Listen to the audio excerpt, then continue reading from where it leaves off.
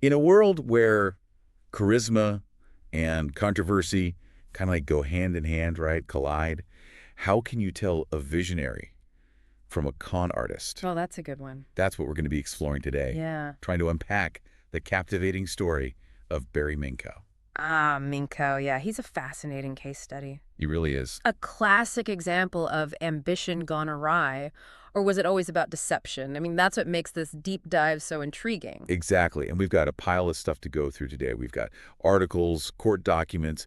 We even got a peek into his book, Clean Sweep. Oh, wow. That's where he lays out his version of events. Of course. Gotta have it. Of course. Multiple perspectives are crucial, especially with someone like Minkow. After all, we were talking about the guy who built a multi-million-dollar empire before he could even legally buy a beer. Right. But that empire was built on one of history's biggest Ponzi schemes. Yeah. So was he a brilliant entrepreneur who took a wrong turn, or a master manipulator from the get-go? That's the million-dollar question, isn't it? It is. By the end of this deep dive, you'll have all the pieces to make up your own mind. You will. And what's striking is that his story begins in the most ordinary way imaginable. A teenager in his parents' garage just trying to make a buck. Yeah, it's 1966 Southern California picture. Young Barry, hustling for carpet cleaning jobs, a natural-born salesman, and absolutely determined to succeed. Wow. I mean, who starts a business at 15? Well, Minkow did, and that company, ZZZZ Best, exploded in popularity. He did. He pulled in investors, took the company public, and was soon dubbed the boy wonder of Wall Street. Hold on, we're talking about a carpet cleaning company, right? Uh-huh. Not some tech startup or hot new app. Right. How does a carpet cleaning business become this successful? That's what raised eyebrows even back then. Yeah. The numbers seemed almost too good to be true. Yeah. By 19, he was pulling in $1 million a month. And by 21, ZZZ Best was boasting annual revenues of $280 million. Minkow was living large luxury cars, a mansion, all the trappings of success. But you said something earlier about a Ponzi scheme. Right. Those don't exactly scream legitimate business. No, they don't. Were those revenue figures even real? That's where the facade starts to crumble.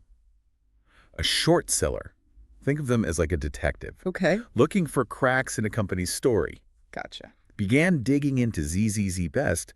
The more they dug, the more inconsistencies they found. Okay, so for those of us who aren't finance whizzes, what exactly is short selling?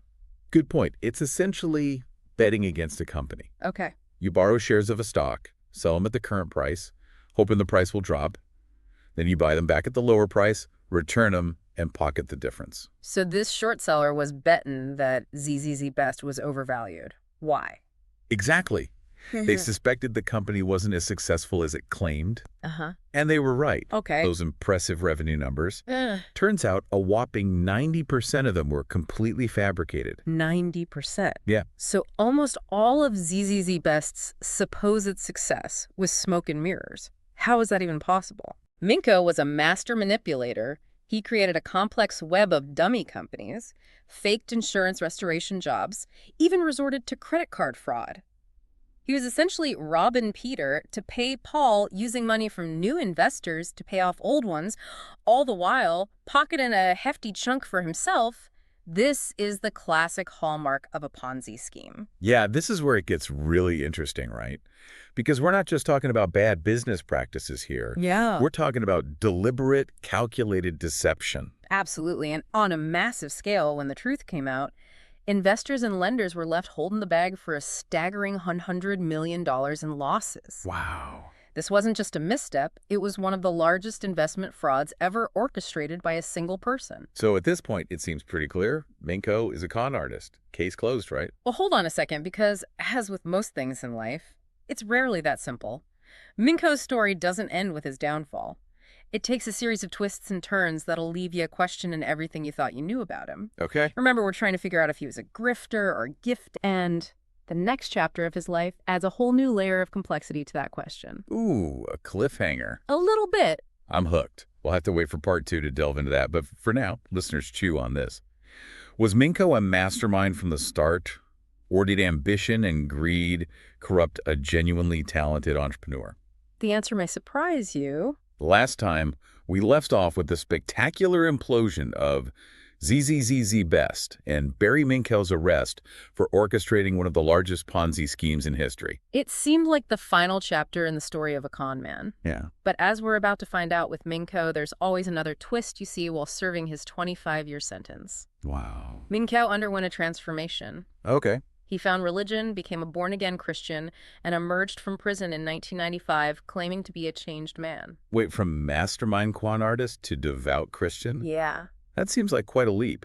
Did he really find God, or was this just another calculated move in his game? That's the question that baffled everyone. He started working at a church in California, even heading their Bible Institute. He wrote a book, Clean Sweep, detailing the ZZZZ Best scam, and vowed to dedicate the proceeds to his victims. He was publicly repenting, seeking forgiveness, and seemingly trying to right his past wrongs. This is where the whole grifter or gifted question becomes even more complicated. On the one hand, he served his time and is actively trying to make amends, but there's always that lingering doubt, isn't there? Right. Could this be another elaborate conning? Precisely. It's hard to shake off the skepticism, especially knowing his history, and some people are quick to point out that his newfound faith could be a clever way to gain trust, rebuild his image, and potentially open up new avenues for manipulation. So was his religious conversion genuine? Was he truly remorseful, or was it a shrewd tactic to reinvent himself? What do the sources say? It's difficult to definitively answer that. Some people believed in his transformation, citing his passionate sermons and dedication to fighting fraud. Others remain skeptical, viewing his religious zeal as a performance, a carefully constructed facade. The truth, as is often the case, likely lies somewhere in between. What's undeniable is that his story resonated with people. Yeah. He became a sought-after speaker, sharing his cautionary tale and warning others about the dangers of fraud. Okay, so he's leveraging his past to build a new career. That's clever, I guess. But was he actually doing good? Was he exposing real fraud, or was this all part of a bigger scheme? This is where things get even more tangled. Minkow went on to establish the Fraud Discovery Institute, Okay. a for-profit firm dedicated to investigating corporate fraud. He started small, going after penny stock companies. Okay. But he gradually set his sights on bigger targets, publicly accusing companies of financial misdeeds and even engaging in short selling. Wait, short selling, but isn't that the same tactic he used to manipulate ZZ Best stock? How is that supposed to be ethical fraud busting? That's the million-dollar question, right? And it's a question that led to Minkow's downfall. Again, remember that whole can't outrun your past thing? Well, it all came crashing down when he targeted Lennar, a major home building corporation. Well, what happened there? Minkow accused Lennar of massive accounting fraud. Wow. Even claiming they were running a Ponzi scheme, he published scathing reports, made public accusations, and yes, shorted their stock, hoping to profit from their downfall. It's starting to sound awfully familiar. Same playbook, different target. Exactly. And just like with ZZZ Best, his accusations sent Lennar's stock price tumbling, wiping out millions in market value. But this time, things didn't go according to plan. What do you mean, did he get caught? He did. It turned out that his accusations against Lennar were baseless, fabricated to manipulate the market and line his own pockets in 2011. He pleaded guilty to conspiracy to commit securities fraud and was sentenced to another 5 years in prison. So the reformed con man was back to his old tricks? It seems so... It's almost unbelievable. But wait, you said he got 5 years for the Lennar case. Wasn't there something about him defrauding his own church? You're right. That's the other shoe dropping. While he was busy playing the role of reformed fraud buster, he was simultaneously swindling his own congregation out of millions of dollars. He stole donations, forged checks, even convinced a widower to donate to a fake charity. This is just awful. Yeah. He was preying on the people who trusted him the most, the people who believed in his redemption story.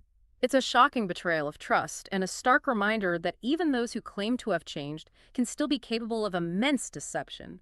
He was eventually convicted on multiple counts of fraud and sentenced to another 5 years. The judge presiding over the case didn't mince words, stating that his crimes were about as low as it gets. 10 years in prison on top of the 25. He already served for the ZZZ Best scam. That's a pretty steep price to pay for a life built on lies, but it's not just about the punishment, is it? Right. It's about the countless lives he damaged along the way. Absolutely. We're talking about hundreds of millions of dollars in losses for investors, lenders, and even his own church. The ripple effects of his actions are immeasurable. So after all this, where do we land on the grifter or gift in question? Was there any genuine good in him, or was it all just an act? That's the enigma of Barry Minkow. He was undeniably intelligent, charismatic, and capable of building successful ventures, but he was also deeply flawed, driven by an insatiable greed that ultimately led to his downfall time and time again. It's almost Shakespearean, isn't it? A tragic figure capable of both great brilliance and great deceit. Indeed, his story is a cautionary tale about the seductive nature of power, the corrosive effects of greed, and the complexities of human nature. So what can we learn from this wild ride? I think the biggest takeaway is that we can't always take people at face value. Charisma and charm can be incredibly deceptive. We need to be critical thinkers, question what we see and hear, and never underestimate the human capacity for both good and evil. Because sometimes the line between visionary and con artist is blurrier than we'd like to think, and it's up to each of us to develop the discernment to tell the difference. Well said. And on that note, I think it's time to wrap up this deep dive into the complex and controversial life of Barry Minkow. So we've spent the last two parts of this deep dive trying to untangle this web of Barry Minkow's life, the success, the fraud, the prison time, the seeming redemption, and ultimately the shocking repeat offenses. I mean, it's a story that leaves you wondering, was there ever any genuine good in him? Yeah, it's a question that continues to perplex those who followed his case. Was he truly a visionary entrepreneur corrupted by greed, or was he a masterful con man from the very beginning, using every opportunity to exploit and deceive? Right, because even after serving time for the ZZZZ scam, he builds this whole new persona as a fraud investigator dedicated to exposing the very schemes he once orchestrated. Yeah. But then he pulls the same stunt with Lennar, and on top of that, he's stealing from his own church. It's almost like he couldn't escape his own nature, even when he seemed determined to change. It really is a fascinating psychological puzzle. Did he believe his own redemption story, at least for a while, or was it all a calculated act to gain trust and power? Yeah, and what about after his second, or rather third stint in prison? Did he try to reinvent himself yet again? Did he ever express genuine remorse for the harm he caused? You know, from what I've gathered after his release, Minkow has remained largely out of the public eye. There were some attempts to make a movie about his life. Oh, really? Yeah, but those seem to have fizzled out. It's probably difficult to find a sympathetic angle for a story with so much deception and betrayal. Yeah, who would root for a protagonist who repeatedly lies, cheats, and steals, even from those who believed in him? It's hard to imagine a Hollywood ending for a story like that. It is, and then there's the financial cost of his actions. Remember, he was ordered to pay over $612 million in restitution across all his convictions. That's a staggering sum, and it's highly unlikely he'll ever be able to fully repay it. It's a stark reminder of the lasting damage financial fraud can inflict. It's not just about the money. It's about the shattered trust, the ruined lives, the sense of betrayal that lingers long after the headlines fade. Exactly. Minkow's victims, the investors, lenders, even members of his own church were left to pick up the pieces, grappling with the financial and emotional fallout of his actions. Yeah. It's a sobering reminder that even the most charismatic and seemingly successful individuals can be capable of immense harm. So after diving deep into the life and crimes of Barry Minkow, what's the final verdict? Grifter or gifted? Is there a definitive answer? You know, I don't think there's a simple yes or no answer. Minkow's story is a complex tapestry of ambition, greed, deception, and perhaps even fleeting moments of genuine remorse. He was undoubtedly intelligent and possessed a certain entrepreneurial spirit, but those qualities were overshadowed by his willingness to exploit and betray for personal gain. He's a cautionary tale. Isn't he a reminder that success, especially when achieved through illicit means, can be fleeting and ultimately destructive? Yeah, and that even those who claim to have changed, who preach about honesty and integrity, can still succumb to the temptations of greed and power. It's a reminder that we can't just blindly trust those who present themselves as visionaries or saviors. We need to be critical thinkers, ask tough questions, and be wary of those who promise too much too soon. Because in a world where image is carefully curated and the line between truth and fiction is increasingly blurred, it's up to each of us to develop the discernment to separate the genuine from the deceptive, the visionary from the con artist. Well said. And on that note, we'll leave our listeners with one final thought. How can we as individuals and as a society cultivate a culture of accountability and transparency? How can we create systems that make it harder for con artists to thrive while also fostering genuine innovation and entrepreneurship? That's a challenging but crucial question, and one that deserves a deep dive all its own. But for now, we hope this exploration of Barry Minkow's tumultuous life has provided some insights, sparked some debate, and perhaps even inspired a bit of healthy skepticism. Until next time, deep divers, Stay curious, stay informed, and stay vigilant.